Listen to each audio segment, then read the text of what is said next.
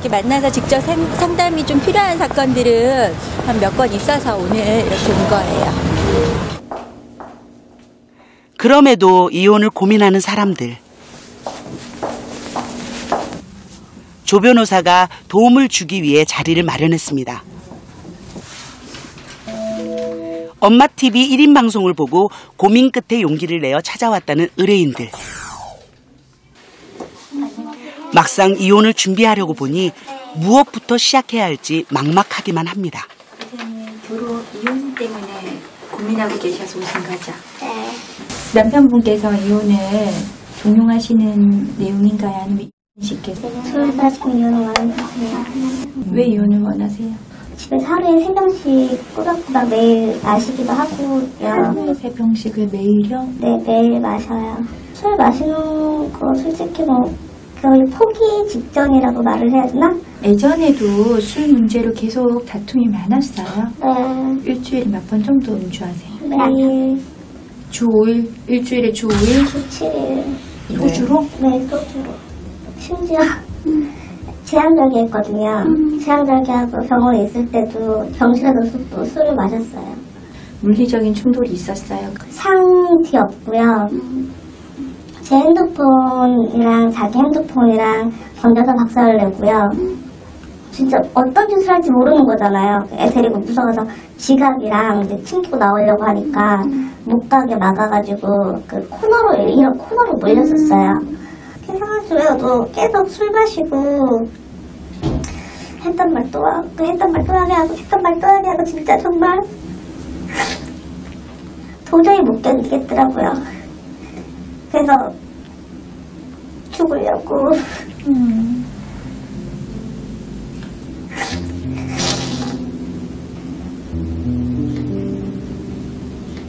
부산까지 갔었거든요. 그래서 애 아빠랑 어떻게든 정리를 하긴 해야겠더라고요. 눈물과 한숨으로 가득한 상담자들의 사연. 가정을 지키기 위해 이들은 어떤 선택을 해야 할까요? 집에 오면 눈물부터 나는 거예요.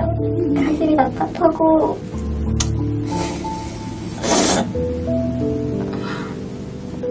마음이 너무 자꾸 무너져서요. 아무런 힘을 낼 수가 없어요.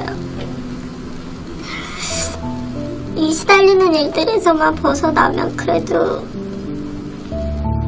아이 데리고 버틸 수 있을 것 같은데 너무 힘들어서. 지금을 벗어나고 싶은 이들에게 이혼은 살기 위한 최선의 선택인 듯 보였습니다. 대안이 없으시니까 혼인 생활이라는 게 두 사람이 서로 의지해서 좀 행복하고 위로가 되려고 사실은 사시는 건데 그게 지옥처럼 하루하루가 고통스럽다면 수인할 수 있는 범위까지 와서는 차라리 이걸 놓고 벗어나고 싶다는 건 당연하지 않겠어요? 그것 때문에 이제 혼인 제도가 있고 이혼 제도가 있는 것처럼 평생 아닌 줄 알면서도 계속 이 굴레에 갇혀서 사실 수만은 없잖아요. 결혼 생활은 배우자와 긴 대화를 이어나가는 것이라고 말합니다. 이건 서로 눈을 마주하고 상대를 먼저 생각하는 노력이 필요하다는 얘기가 아닐까요? 서울에서 상담을 마치고 케이크를 사러 나온 조 변호사. 어머님 생신 때문에 오늘 저녁 같이 하기로 했거든요. 그녀는 남편을 통해 한 분의 부모님을 얻어서 좋았다는데요. 시부모님이 바라본 며느리는 어떤 모습일까요?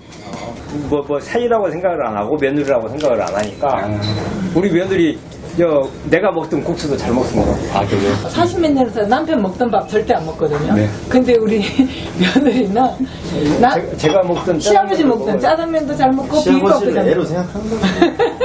네? 시아버지 애로 생각하는 거예요. 너무 식단 여인처럼. 처음에는 무슨 가식인가 이런 좀 생각이 들긴 했는데 나중에 보니까 그게 아니에요.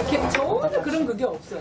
소탈하면서도 정이 많은 며느리가 처음부터 마음에 들었다는 시부모님. 사람이 시어머니를 뭘로 저장을 했는지를 봐야 되는 거 아니에요? 그렇죠. 그 양쪽 다 확인을 해봐야 돼요. 시어머니는 결혼한 날부터 며느리가 아닌 작은 딸로 삼았다는데요. 작은 딸이래요.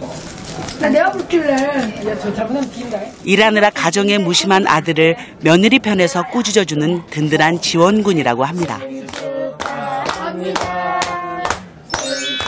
그녀도 남편과 위기가 있었지만 이를 이겨낼 수 있었던 것은 지금 마주보고 있는 이들 가족이었습니다.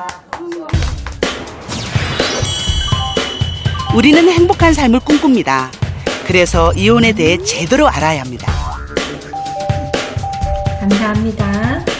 다시는 나는 결혼이라는 거는 뒤도 보기 싫어. 4살 전에 다시 결혼이란 건 없어.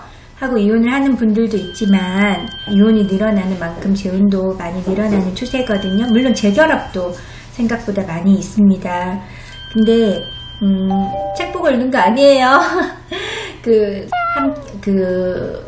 컨닝도 아닌데요. 대본이 없어요. 아, 내가 이 결혼 생활이 아니면 더 좋은 남자 만나겠다. 이런 마음으로 혹시라도 이혼을 고민하고 계신 분이 있다면 사실 살아보면 다 똑같은 문제가 또 생긴다는 그런 경각심도 드리고 또 재혼의 경우에 좀 더 주의할 점에 대해서 힘들게 재혼을 결심하면서도 범하는 실수들. 결혼 생활을 지키기 위해 무엇이 필요한 걸까요? 이혼 문제로 방문하셨네요. 네. 결혼을 언제 하셨죠? 결혼 지금 재혼이거든요. 아, 재혼이세요? 네. 남편 사이에서는 우리 아이가 있나요? 아들은 남편이 키우고요. 딸은 제가 하고 있어요. 또 남편 쪽에는 전처소생이 자녀가 없나요? 있어요. 6살 아들 하나 있어요. 그게 문제인데요. 아들이 누나하고 같이 살 수가 없다고 해서 네, 시어머니께서 데리고 가셨거든요. 왜요? 누나를 왜 싫어해요? 좋아할 것 같은데? 처음에는 이제 좋아서 이렇게 다 같이 뭐 성격 같은 것도 같이 어울리고 맞다 해가지고 같이 살았었는데 근데 갑자기 변한 건 저도 이유를 모르겠어요. 지금 어떤 게 제일 고민이 되시고 그래서 오신 거예요? 딸을 이제 저 뭐 이렇게 친정 부모님이나 뭐 어디든 맡기고 자기처럼 똑같이 이제 맡기고 둘이서 살거나 아니면은 뭐 이혼을 하자는 식으로 얘기를 하더라고요. 보낼 수 있는 형편은 아니고요. 저는 이제 지금 당장 갈 곳도 없고 하니까 남편이 지금 뭐 이 아이를 친정이나 다른 데로 보내라라든지 이런 부당한 요구를 하는 거에 대한 증거는 뚜렷한가요? 네. 녹음 파일이 있다라든지 문자 내역이라든지 일관되게 줄기차게 이렇게 집요하게 요구하는 게 녹음을 시켜놓은 한두 개 있어요? 몇 개 네. 있어요? 2개. 계속하세요. 그리고 문자로 계속 이 문제에 대해서 왜 자꾸 오갈 데도 없는 사람을 이렇게 자꾸 나가라고 하고 핍박하느냐. 정말 할 때도 너무한다. 그래서 우리가 문자를 자꾸 보내시면 남편도 답장이 없어도 우리가 뜬금없이 보내진 않거든요. 법원에서 이런 걸로 힘들어 하셨구나.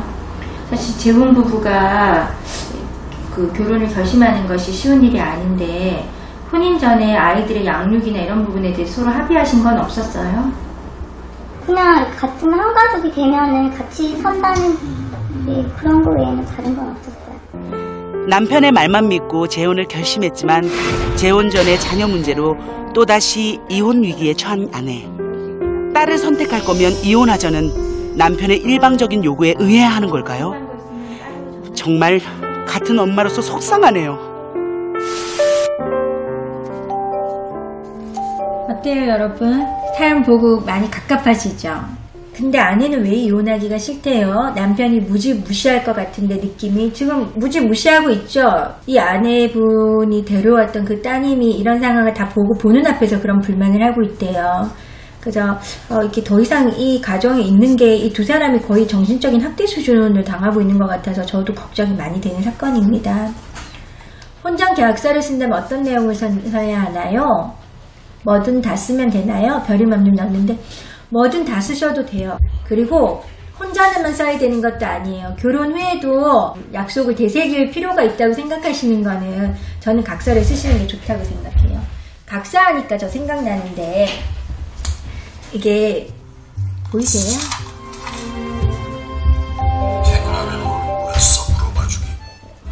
저 이 드라마 봤었는데 결혼 생활 30년 내내 남편에게 무시받던 아내가 자신을 존중해달라는 각서를 남편에게 요구하는 장면이었잖아요. 시덥잖은 걸 요구 조건이래. 그거 다 이행하겠다는 각서 쓰고 공증 받으면.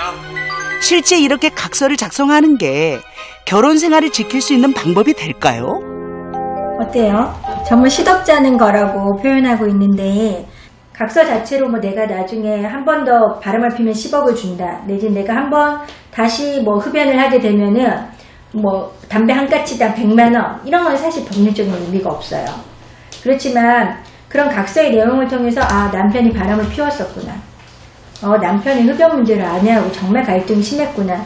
그런 간접적인 정황들에 대해서 혼인 생활의 실상을 파악하는 데 다 증거가 되거든요. 나중에 이혼 소송을 하는 과정에서는 두 사람이 이러한 것들에 대해 중요하게 생각했는데 남편이 아내가 이런 걸 잘 못했구나. 그리고 입증의 문제도 굉장히 수월할 수가 있어요. 볼까요? 톡은 잘 받아요. 당신이 잘못한 거를 자백해라라고 하고 재발 방지를 위해서 앞으로 어떻게 할 거냐는 거를 꼭 저한테 적어서 보내라고는 얘기하거든요. 근데 남편 그건 하더라고요. 그래서 여러분들도 뭐 톡으로 그렇게 남편이 그냥 미안해 그러면 뭐가 미안하다는 건지 얘기를 해달라. 그리고 앞으로는 그렇게 하지 않겠다고 얘기해달라. 그렇게 좀 얘기하시면 좋을 것 같아요. 네, 오늘 준비한 건 여기까지고요. 오늘 조 변호사도 이번 1인 방송을 진행하면서 가족의 소중함과 변호사로서 잠시 잊고 지냈던 초심을 되찾을 수 있었다는데요. 나의 재능을 또 굉장히 높이 사주시는 분들도 있고 세상에는 이렇게 나의 지식을 전달해 줌으로써 인해서 도움을 받고 또 고마워하는 분들도 있구나. 여전히 내가 좀 쓸모가 있구나. 더 열심히 해야 되겠다. 그런 생각들이 좀 들었던 것 같아요. 사람들과 소통하며 진짜 이혼을 이야기했던 엄마TV 1인 방송. 누군가는 이혼을 결혼 생활의 실패라고 말할지도 모릅니다. 하지만 또 다른 행복을 찾기 위한 어쩔 수 없는 선택, 그게 이혼이 아닐까요? 지금 여러분은 이혼을 고민하고 계시나요?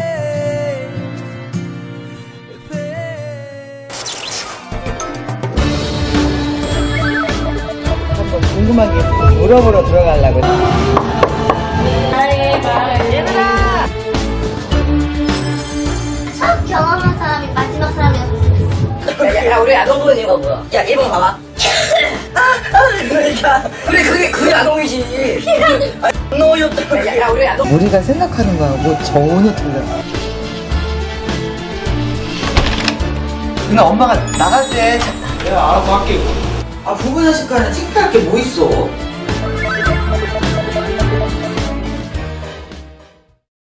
Every breath you take, every move you make, every bond you break, every step you take, I'll be watching you. Every single day, every word you say, every game you play, every night you stay, I'll be watching you. Oh, can't you see?